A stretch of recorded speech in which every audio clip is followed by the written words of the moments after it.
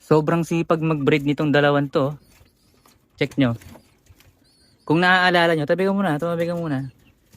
Kung naaalala nyo doon sa isa kong vlog, mga dre, habang nagsusubo sila, maliit pa yung sinusubuan nila, naglabas sila ng itlog, dalawa. So yung itlog na yon, hinango ko, nilagay ko sa incubator, tapos pinalitan ko ng fake egg, dalawang fake egg yung pinalit ko, mga dre. Ngayon, makalipas ng ilang araw, ng itlog na naman. Ayun o, kaya makikita nyo tatlo. Yung walang dumi, yun yung bagong yun yung bagong itlog. Tapos yung dalawang madumi, fake egg yun. At ang malupit niyan, mga dre, yung dalawang naunang itlog, habang nagsusubo pa sila, ay nag-fertile. Halika, papakita ko sa inyo.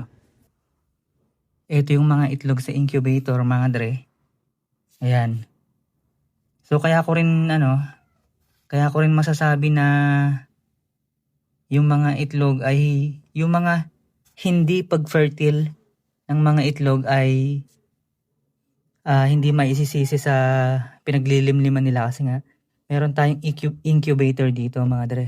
So ito yung kay yung sa booted. Ayan, John Grondeliard. Ito. Tapos yung sa dalawang seater. Kung gusto nyong iskorin to, iskorin nyo. Hanap na lang kayo ng magsusubo nito. Tapos ito yung kay Tiger. Kung trip nyo din, comment below basta kayo kumuha. Ang malupit dyan, mga dre, habang nagsusubo sila, inilabas nila itong itlog na to, and surprisingly, fertile siya, mga tol. Patayin natin ilaw ng camera. Ayun o. Nag-fertile siya, mga dre, dalawa. Sobrang sipag nila mag-breed. O kaya kung gusto nyo, pasingsingin nyo na lang to. Ayan. Dami nating mga parating na YB. Tapos may mga napisa rin pala ngayon.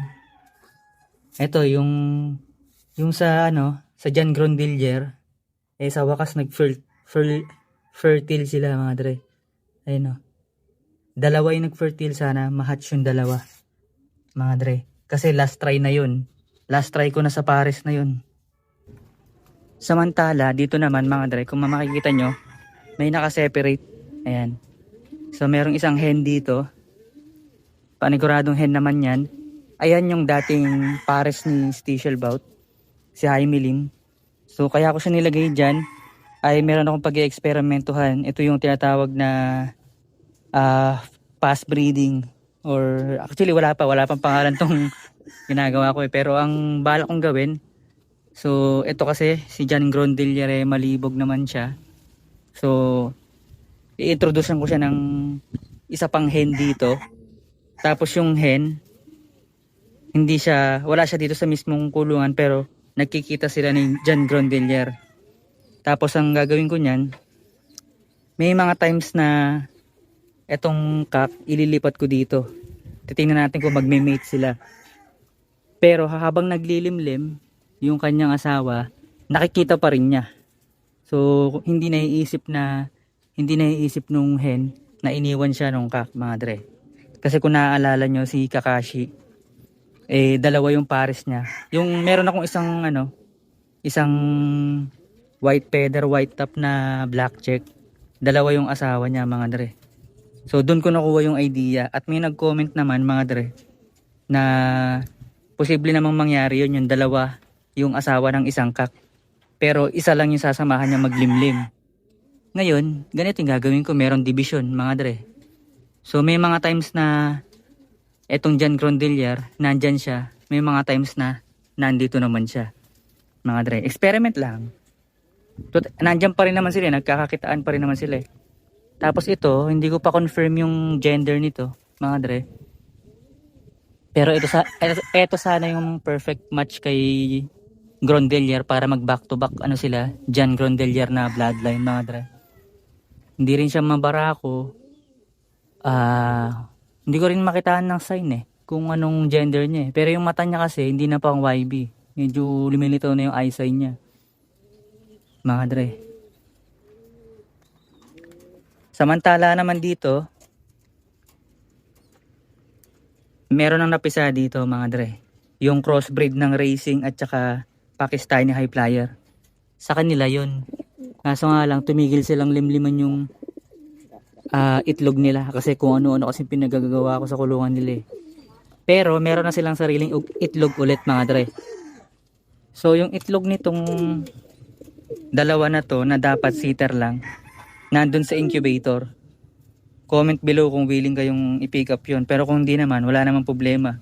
Dagdag pa rin yun sa sa warriors ko, at pwede ko ring pag-eksperimentohan kung malupit ba sila mga dre. Ayan. So ang nililimliman yan ngayon yung crossbreed ng Pakistani nga mga dre. Samantalang ito, ayan, wala pa rin. Mahigit 10 buwan na sila. So bigyan ko pa ng 1 linggo to. Pag wala pa ring itlog sa sa puwit niya, bibigyan ko to ng pares na racing mga dre. Kasi marami din ang nagkukwento sa akin, nagko-comment na kapag usapang racing, mas maganda kung i-crossbreed mo siya, or kapag usapang crossbreed, mas maganda kung laging merong X racing. Halimbawa, Tipler X racing, Oriental Frill X racing, tapos Archangel X racing. Basta laging sa racing kasi malakas yung dugo ng or your mataas yung survival chance kapag sa racing siya kino-crossbreed mga dre. Ito kasi magkaiba sila ng breed. Serbian high flyer, Iranian high flyer.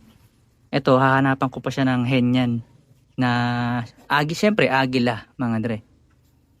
Yun. Tapos ito ang napili kong ipares dito mga dre. Itong dambuhala na to. Diyan ko siya ipapares. Ganda pogi Ayan pogi niyan mga tropo. Yung unang pinampares ko dito, ayun yung high melim. Pero yan pero ipapares ko na lang siya sa John Grondellier para para masatisfy tayo sa kalokohan na pinaggagawa natin mga dre. Ayan. Tatlo sila Tatlo yung bebembangin niya kung sakali mga dre Kasi dito sa isa na to, ganun din yung balak ko. Na papabembang natin siya. Kung mangitlog, edi mangitlog. Ayan. So habang wala pa tayong available na na mga pampares sa mga yan, mga dre. Hindi na ako magdadagdag ng Hindi na ako magdadagdag ng kalapati. Kaya nga hindi na rin ako napunta sa mga sa mga petsyangge. Sila na lang din. Halimbawa, ito si Huis Banriel. Ayan hihintayin ko na lang mag-mature diyan. Mga dre, hayaan ko lang si Romonda dito, pero hindi ko siya isasama sa toss. Ito rin si Viberman Luis Chu. Sila na lang din yan. Hindi na ako bibili ng bago. Or depende na lang kung magbibigay ulit yung yung kasi tawag dito, Bio Pigeon. Kasi minsan natutuwa sila sa mga pinaggagawa kong kalokohan Baka magbigay na naman ulit sila. Or syempre kapag nagbigay sila tapos pumasyal ako dun, baka may makita akong bago, mapabili ako. Pero dapat ganito kulay. Ayan, agila. Ayan.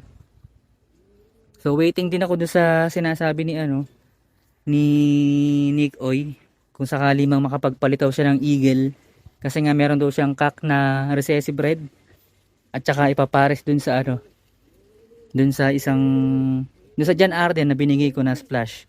Pero I doubt na makakapagpalabas ng yun. Parang mukhang nagliligawan na. Pero I doubt na makapagpalabas ng yun. Pero sana makapagpalabas Mas maganda kung positive pa rin tayo na makapagpalabas ng red. Yung John Arden na blue bar splash. So ayan, yan lang yung update na pinagagawa natin dito. Nga pala, ayun si Ichi Girl. Waiting pa rin tayo kay Ichi Girl. Ayan. So etong vlog na to, same day lang to. Ayan Etong vlog na to, same day lang ng vlog na to. Ang gulo vlog na to. Ayan. Sana mag-breed na to. Ang ganda kasi oh. May ano, may crest. May crest sa ulo. Forma.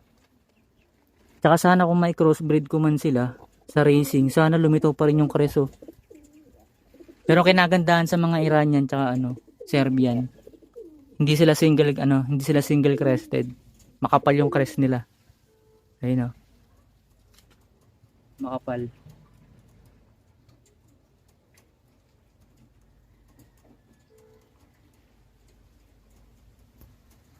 So paano ba yan? Hanggang dito na lang muna yung vlog. Like, comment, and subscribe. Hit the notification bell para mas malupet.